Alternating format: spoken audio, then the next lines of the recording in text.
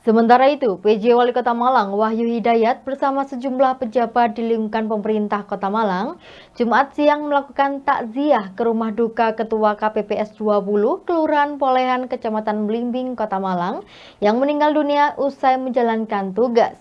PJ Wali Kota Malang menyampaikan duka mendalam atas meninggalnya Ketua KPPS 20.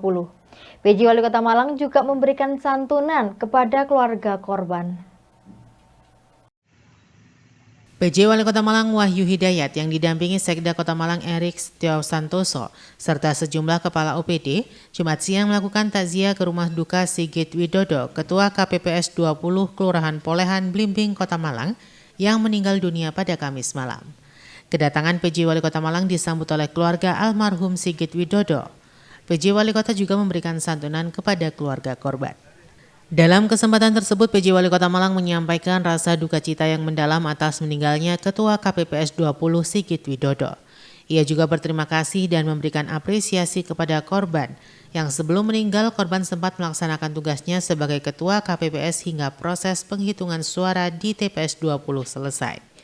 Saya atas nama pemerintah Kota Malang mengucapkan duka cita kepada almarhum Bapak Sigit Widodo, Ketua KPPS 20 Kelurahan Polehan Kota Malang, Kota Malang.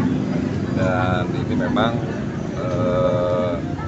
beliau meninggal setelah menjalankan tugasnya, setelah semua dokumen terkirim, kemudian beliau membantu untuk bereskan TPS-nya. Terus juga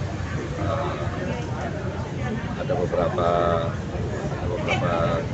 kejadian yang memang dilakukan oleh beliau, dan dia juga punya penyakit diabetes, dan akhirnya kemarin pada saat dia ingin mengantarkan keponakannya, itu ya dalam bentuk mundur, lalu beliau dalam mobil dan sana, dan rawat rumah sakit dan meninggal di rumah sakit.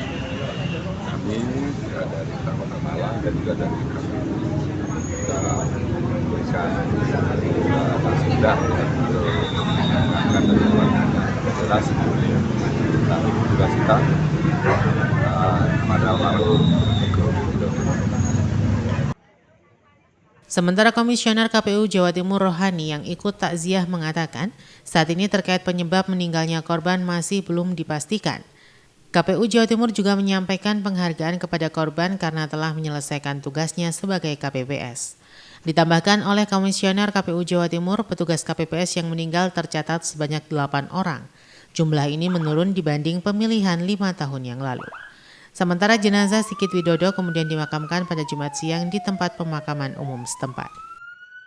Kami sudah mempelajari kronologisnya bagaimana berpulangnya beliau ini terjadi.